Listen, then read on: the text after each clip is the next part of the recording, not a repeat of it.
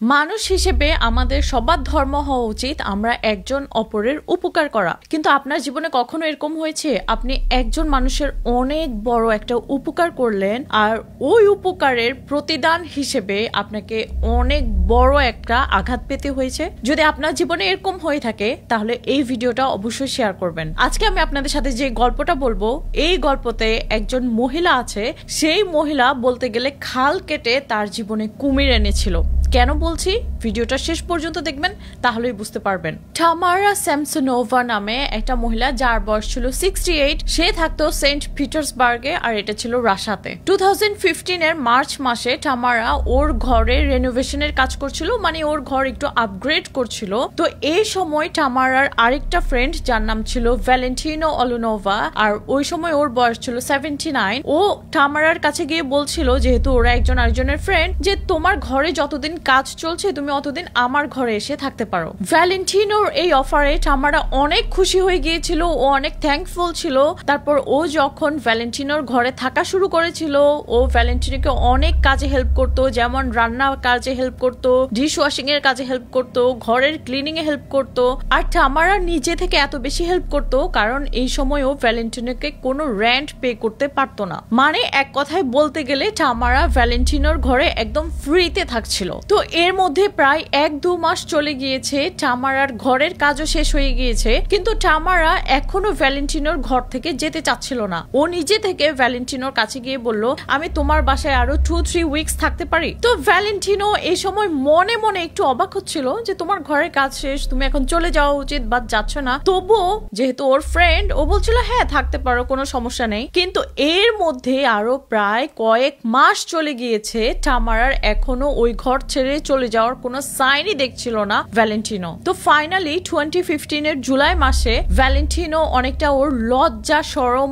পাশে রেখে ও টামারাকে বলছিল যে তুমি এখন চলে যেতে হবে, যেহেতু আমারও একটু প্রবলেম হচ্ছে, আর যেহেতু তোমার ঘরের কাজ শেষ, আমি মনে করি তুমি এখন চলে যাওয়া উচিত। ভ্যালেন্টিনোর এই কথাতে টামারা ডাইরেক্ট ভ্যালেন্টিনোকে বলল, না আমি এই ঘর ছেড়ে যাচ্ছি না। তো এক পর্যায়ে ভ্যালেন্টিনো আর টামারার মধ্যে অনেক বড় একটা ঝগড়া হয়। এই ঝগড়ার পরেও টামারা নিজের থেকে ভ্যালেন্টিনোর ঘর ছেড়ে যাচ্ছিল না। তো ওদের এই ঝগড়ার পরে ওরা একজন আরেকজনের সাথে কথা বলছিল না, কিন্তু স্টিল টামারা এখনো ভ্যালেন্টিনোর ঘরে। তো জুলাই 23 টামারা আর ভ্যালেন্টিনোর মধ্যে আবার ঝগড়া শুরু হয়েছে, কারণ সিঙ্কের মধ্যে ভ্যালেন্টিনো দেখেছিল 2টো কাপ পড়েছিল আর ওগুলো ওয়াশড ছিল না। আর এটার মধ্যে টামারা আর ভ্যালেন্টিনোর ঝগড়া আবার হচ্ছে। তখন টামারা বলল, তুমি আমার ঘরে থেকে আমার সাথে ঝগড়া করছো, তুমি তো এখানে থাকারও কথা না। তো এই ঝগড়ার পরে টামারা নিজে থেকে ভ্যালেন্টিনোকে বলছিল, আচ্ছা আমি চলে যাব, তুমি আমাকে কয়েকদিন সময় দাও, আমি আমার জিনিসপত্র সব গুছিয়ে চলে যাব, আর আমি আজকে রাতে ডিনারটা বানাবো। তো এই সময় টামারা বাহিরে গিয়েছিল ডিনার বানানোর জন্য কিছু ইনগ্রিডিয়েন্টস আনতে। তো টামারা যখন বাহিরে গিয়েছিল তখন ও একটা ফার্মেসিতে গেল, আর ওখান থেকে ও অনেকগুলো ঘুমের ওষুধ কিনেছিল।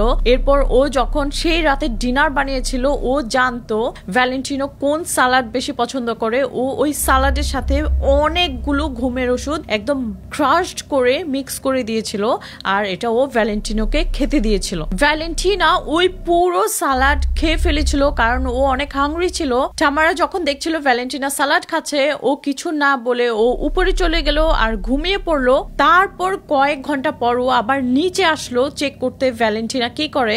দেখে ভ্যালেন্টিনা অজ্ঞান হয়ে মাটিতে পড়ে আছে। তো টামারা যখন নিচে এসে ভ্যালেন্টিনোর কাছে গিয়ে চেক করলো, ও দেখে ভ্যালেন্টিনো আস্তে আস্তে নিঃশ্বাস নিচ্ছে, তার মানে ও এখনো মারা যায়নি। এটা দেখে টামারা অনেক আপসেট হয়ে গেল। ও এই সময় কি করলো, একটা নেইবার থেকে ও একটা করাত কিছুদিন আগে ধার করেছিল, এগুলো তো সব ও অনেক আগে থেকে প্ল্যান করছিল।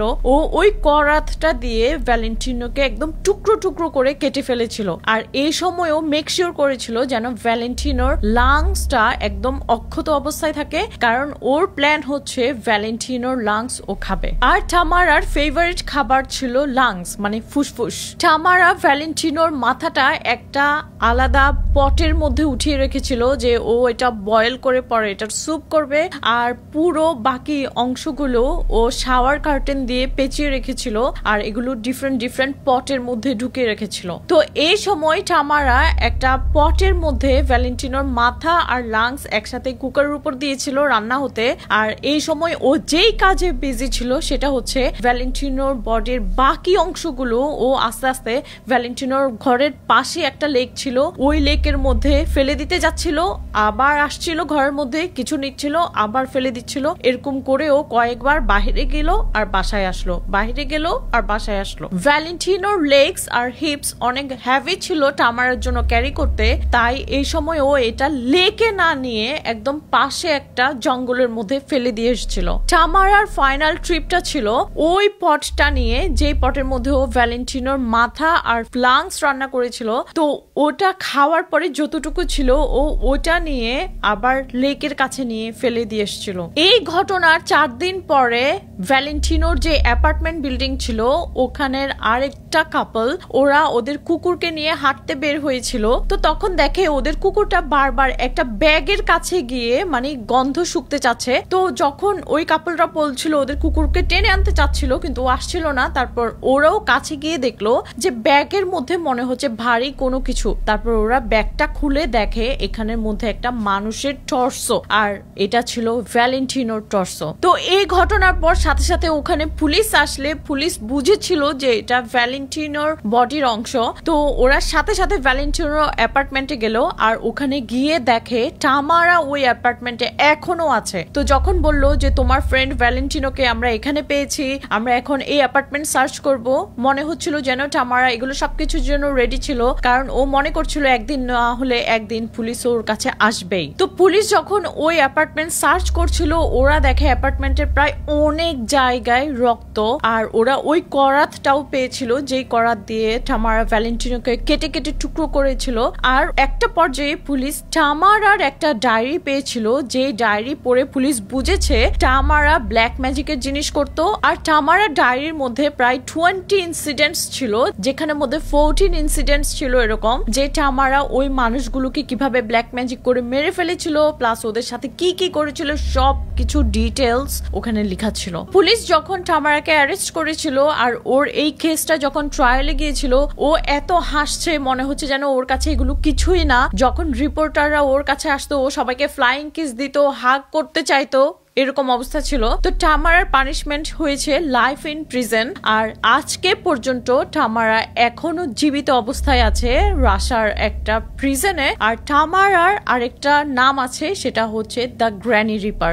আপনারা ভিডিওর পরে ওই সিসিটিভি ফুটেজ দেখতে পাবেন যেখানে দেখা যাচ্ছিল টামারা ভ্যালেন্টিনোর বডি অংশগুলো কিভাবে বাহিরে গিয়ে গিয়ে ফেলে দিয়ে আসছিল। এটাই ছিল আমার আজকের গল্প, বেচারি ভ্যালেন্টিনো। টামারার উপকার করতে গিয়ে, নিজের ফ্রেন্ডের উপকার করতে গিয়ে ও জানে ওনার ফ্রেন্ডটা যে কত বড় একটা ডেঞ্জারাস মানুষ, মানে ভ্যালেন্টিনো ওর লাইফে খাল কেটে কুমির এনেছিল। তাই আপনারা সবসময় কার উপকার করছেন আর যার উপকার করছেন সে একসময় আপনার জীবনের জন্য কাল হয়ে যাচ্ছে নাকি সেই বিষয়ে খেয়াল রাখবেন। ভালো লাগলে আর আপনারা এই ভিডিও থেকে কিছু শিখতে পারলে অবশ্যই শেয়ার করবেন। আর আমার পেজে নতুন হলে পেজটা লাইক এন্ড ফলো করবেন। আমার একটা ইউটিউব চ্যানেল আছে যার নাম হচ্ছে স্বপ্ন ব্লগস।